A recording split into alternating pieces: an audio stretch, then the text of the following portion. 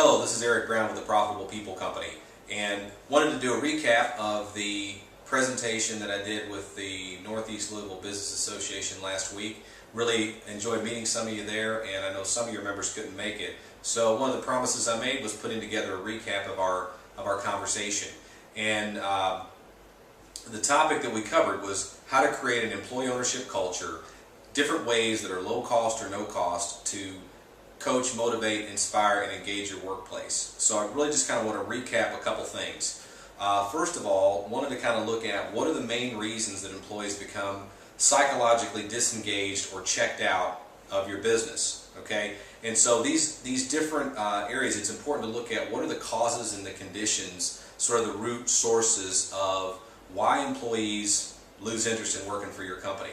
Because most of us, when we start a job, we hope it works out, we're excited, we're enthusiastic, and somewhere along the line, something happens, usually with someone in the company, usually a boss, supervisor, manager, or business owner, that really is discouraging, and we start thinking about maybe this isn't the right decision that I made, maybe I should go somewhere else. Unfortunately, people stay in the job a lot of the times physically, but they're psychologically not there.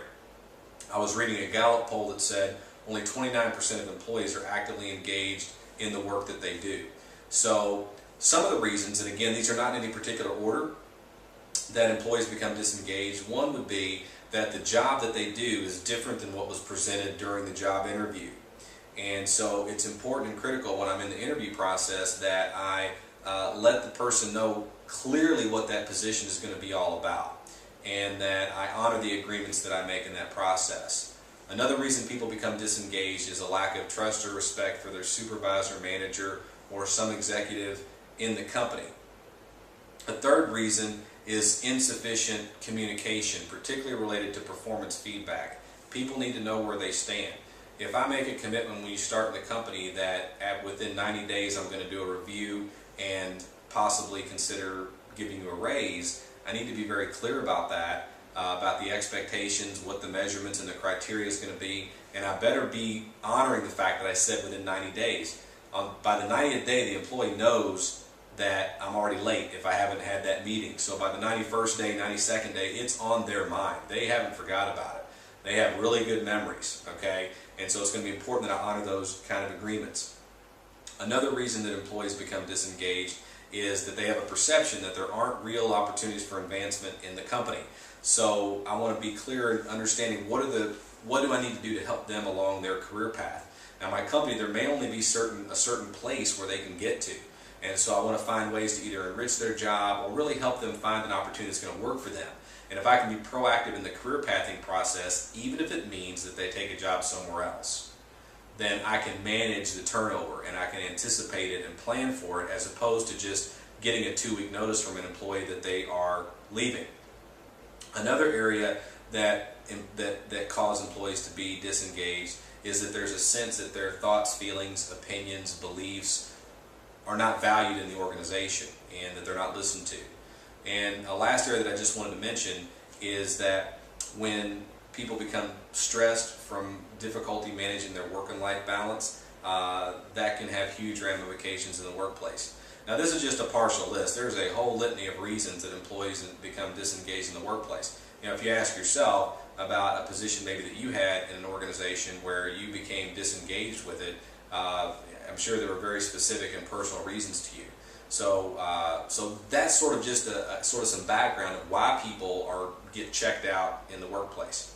So really what I wanted to focus on are some low cost and no cost ways that you can engage people in the workplace. And they're all based sort of on 3 basic principles. And one of those is about creating respect.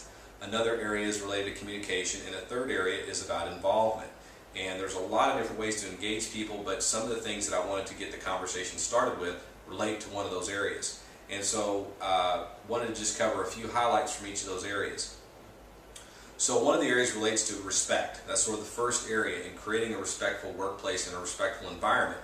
And one of the ways to do that is to honor agreements. And that all starts from the interview process and the commitments that I make to people that are coming on board in the company.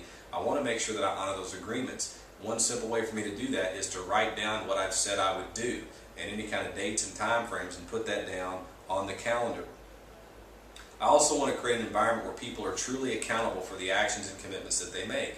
Because if I have some people that are showing up late to work, or they're seeming to get out of responsibility and there's no accountability for their actions, then it sends a message to those other people who are the employees that I really want to keep, that are really going to have the greatest positive impact on my business. I also want to allow people to make mistakes. And oftentimes I see in organizations where it's as though people are supposed to operate at 100% optimization and proficiency, and allow people to make mistakes, and it's okay to be wrong. Otherwise, people are going to lie to you because they're afraid that what the repercussions might be.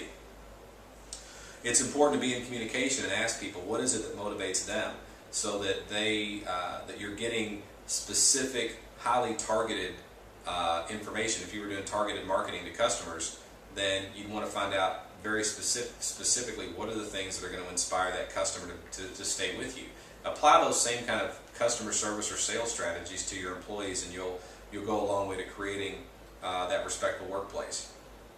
Another area related to this is what I call the imbalance of power. And if you look at it like this, that in the workplace, when someone has the ability to control your salary, it is less likely that you're going to just be totally honest and forthright with them when they do things that are demotivating, uninspiring, frustrating, irritating, or just make you angry, because they have the ability to control raises, promotions, and really whether you stay with the company. So it's important in your role in the organization that you understand that that same imbalance of power dynamic is at play with the people whose professional lives you kind of hold in your hand. And so it's going to take a lot of work to create an honest environment where people really will tell you what they think. So that's an important thing to be thinking about. One of the ways that we talked about in our seminar how to get around that is to use a scale of 1 to 10 methodology to get to the truth of what people think about you. So for example, it might look like this. I might say on a scale of 1 to 10, how would you rate my ability to communicate with you as a manager? Okay. Now they'll say an 8. And then what I'm going to ask them is what's important is, what is it that I can do to move you from an 8 to a 10? What is it we need to do different in our relationship to make that 8 closer to a 10? And what I'm looking for is the one thing that they tell me that I can do differently. And then it's important that I act on that and I do that.